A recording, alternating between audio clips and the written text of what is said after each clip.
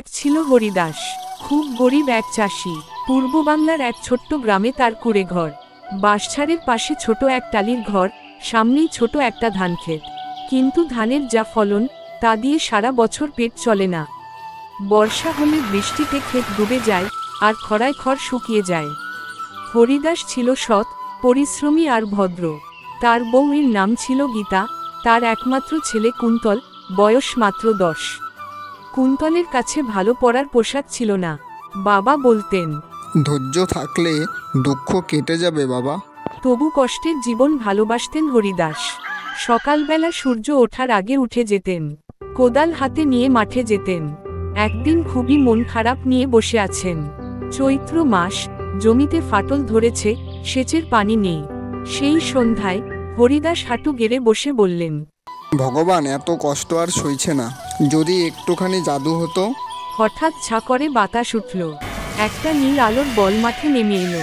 সামনে তাকিয়ে দেখলেন, এক ডানা আলা সাদা কাপড়ে কে যেন দাঁড়িয়ে আছে। আমি পড়ি নন্দী, বললেন তিনি। আমি শুনেছি তুই মন থেকে ডাকছিস, তাই এলাম।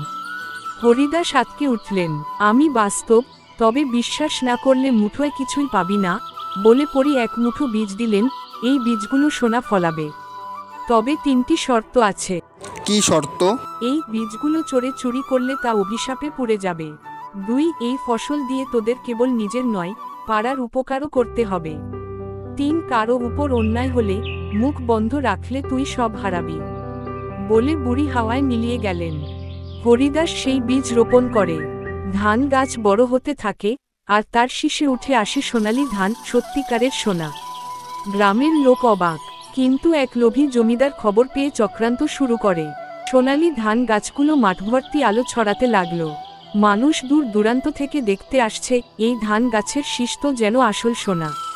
কেউ বিশ্বাস করতে পারছে না, কেউ বলছে হরিদাস নিশ্চয় জাদু জানে, কেউ বলছে ভাগ্যের খেলা। হরিদাস এসব কিছুকে পাত্তা না দিয়ে নিজের কাজে ব্যস্ত। একদিন কাছের গ্রামের জমিদার রঘুনাথ এই কথা শুনে চটে গেলেন। কোন গরিব চাষা এমন কেরামতি দেখাচ্ছে? সোনার ধান, হুফ, এমন জিনিস থাকলে তা আমার গুদামেই থাকবে, ওর মতো লোকের হাতে নয়। জমিদার রঘুনাথ ছিলেন বড়ই লোভী আর নিষ্ঠুর। তার গুন্ডা বাহিনী ছিল, গ্রামে যাকে ইচ্ছা মারধর করত। তিনি সবসময় চেয়েছেন গ্রামে তার দখল আর দম্ভ বজায় থাকুক। তিনি তার সবচেয়ে চালাক দালাল গণেশকে ডেকে পাঠালেন। গণেশ, ওর ধান আমি চাই, গিয়ে খোঁজ নিয়ে আয়, আর সুযোগ বুঝে বীজ কিছু চুরি করে আনো। আজ্ঞে হুজুর, যাচ্ছি।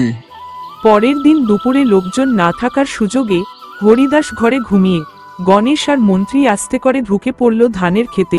তারা ধীরে ধীরে কিছু ধানের শীষ ছিঁড়ে নিচ্ছে, বীজ পাচ্ছে। গণেশ ফিসফিসিয়ে বলল, এই বীজ জমিদার বাবু রোপণ করলে সোনার খনি খুলে যাবে। কিন্তু তারা জানতো না, প্রথম শর্ত ছিল চুরি করলে ধান পুড়ে যাবে। ঠিক সেই সময় একটা করকর আওয়াজ হলো, যেন বজ্রপাত। হঠাৎ শীষগুলো জ্বলতে শুরু করলো, আগুন ছড়িয়ে পড়ল ক্ষেতে। দুজনেই পরিমারি করে দৌড়ে পালালো। পরদিন সকালে হরিদাস দেখেন ধানের কিছুটা অংশ পোড়া, আশেপাশে গণেশদের পড়ে থাকা একটা চাদর। তিনি সব বুঝে গেলেন।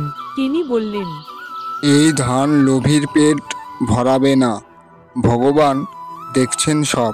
গ্রামের লোকেরা জড়ো হলো, কেউ কেউ ভয় পেয়ে বলল, এত জাদু। তিনি বললেন, যতদিন সত্যির পথে থাকব, ততদিন আমাদের কেউ কিচ্ছু করতে পারবে না।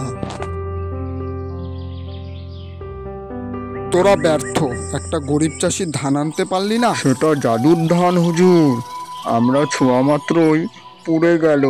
রঘুনাথ এবার নিজেই যাওয়ার পরিকল্পনা করলেন। আমি নিজেই যাব, কিন্তু সরাসরি না, প্রথমে ওকে ঘায়েল করতে হবে। এবং শুরু হলো চক্রান্ত। কিছুদিন পর হঠাৎ হরিদাসকে ডেকে পাঠানো হলো রাজদরবারে। অভিযোগ, সে খাজনা দেয় না, জমি জাল কাগজে নিয়েছে।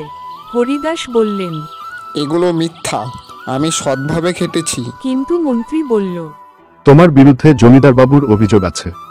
হরিদাস বুঝলেন এটা রঘুনাথের চাল, কিন্তু তিনি কিছু বললেন না। ঘরে ফিরে গিয়ে স্ত্রীর সামনে চুপ করে বসে রইলেন। গীতা বলল, তুমি কিছু বলো না। হরিদাস বললেন, পরীর শর্ত মনে আছে? যদি অন্যায় দেখি, চুপ করে থাকি, তাহলে সব হারাবো। গীতা বলল, না, এবার তোমার মুখ খোলা উচিত। গ্রামবাসীরা তোমার পাশে আছে। পরদিন হরিদাস নিজে গিয়ে জমিদারের বাড়ির সামনে দাঁড়িয়ে গেলেন। রঘুনাথ, আমি চোর না, জাদুকর না, আমি খেটে খাওয়া একজন চাষি। আমার বিরুদ্ধে মিথ্যা মামলা করেছো আর চোর পাঠিয়ে ধান নিতে চেয়েছো। তুই আমাকে হুমকি দিচ্ছিস? আমি তোকে ভিখারিও করতে পারি। তা পারো, কিন্তু মিথ্যের ওপর চিরকাল কেউ দাঁড়িয়ে থাকতে পারে না।